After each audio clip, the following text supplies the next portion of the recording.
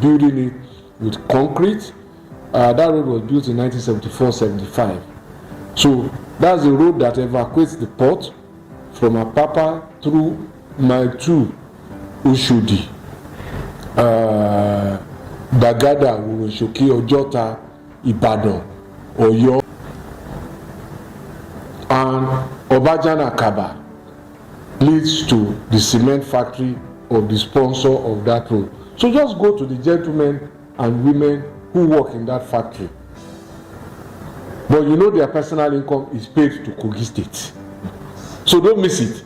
But then the company pays income to the federal government. But that road is the one that keeps that company in production. If that company shuts down production, the jobs are gone.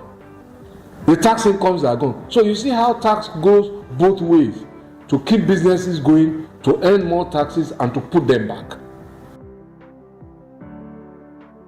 Taxpayers' money in action.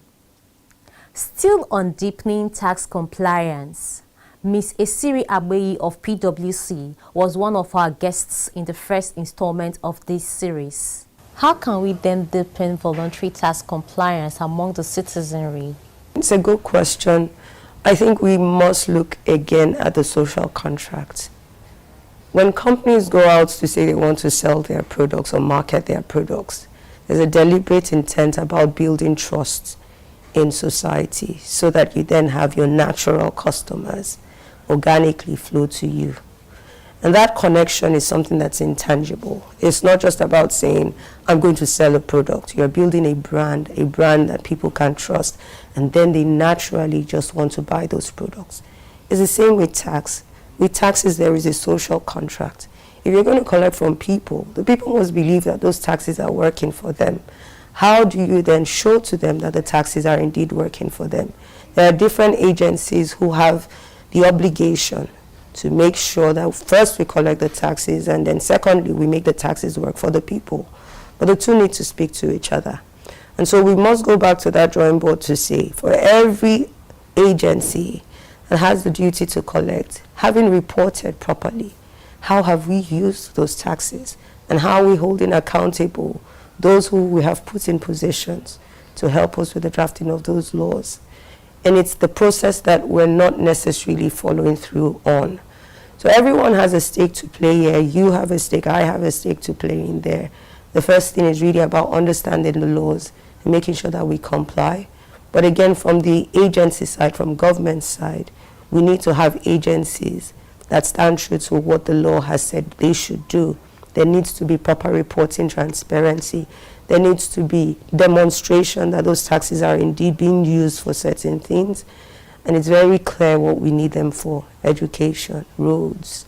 We want good transportation system. We want good networks.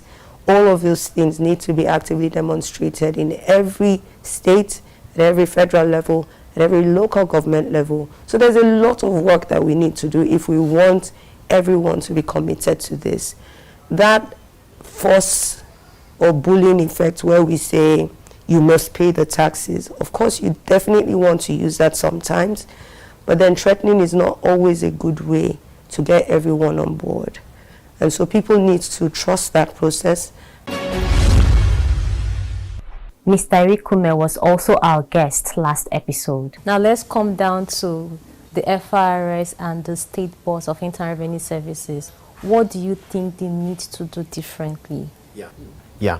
What you see globally is that countries understand that if you're dealing with multinationals that can operate in different jurisdictions, you need cooperation and you need data.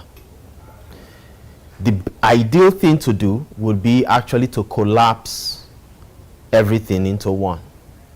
Just have one tax authority that administers taxes across state and federal level, customs and income tax. But that's not going to happen in Nigeria. So we probably need to employ the solution we're seeing globally, where, Kenyan Revenue Authority is connecting with the HMRC, connecting with the US IRS, and they are sharing data. They've come up with things like the common reporting standards, and so on. In Nigeria, we've signed them and we're implementing them, but internally, they say charity begins at home. The different tax authorities need to come up with a cooperation agreement whereby things are done together. That's the only way to deal with double non-taxation. With someone saying I'm resident in, for me, I can say I'm resident in, Ogun State. I work in Lagos. I can keep my family in Delta. What state am I tax resident? So I can tell Lagos State, no, I'm in Delta. I can tell Delta, no, I'm in Ogun State. So, cooperation would ensure that issue is dealt with. I think there's also a need to have a consolidated database, for tax identification. And perhaps the same platform needs to be used for tax administration. The way I would probably think about restructuring it, if I had a literary license, would be similar to what they do in the US. The US, you pay state tax and you pay federal tax. But the states use the same data that is used at the federal level. So it's just that the base on which you compute the taxes are different. The rates are also different. So you can actually overlay that sort of cooperation and ensure that tax filing is done both at the state level and the federal level. With that sort of solution, I think you deal with the state bit. At the federal level, I think we just probably need to employ the system that has been used in India. Similar approach that we've used in India, and that would involve the business community coming up with the solution to tackle the problem. Now, many of these big businesses, there's a value chain, a supply chain of taxpayers that supply them. So if I pick a big telco, for example, someone supplies them recharge cards, someone supplies them the towers. So there are several taxpayers in that value chain. So they understand the value chain and can profess solutions that would ensure that you bring these people in. So I think that would be my recommendation. To make Nigeria greater, all hands must be on deck. And the greatest contribution that anyone can make to this quest is to pay their taxes as and when due. Of course, it goes without saying that government at all levels must put taxpayers' money to good use. And that leads us to the announcement by the CITN of the upcoming 25th edition of the Annual Tax Conference, which will hold in Abuja from Monday, May 8th to Friday, May 12th. Theme is Nigeria of the Future, Achieving Sustainable Development Through Taxation.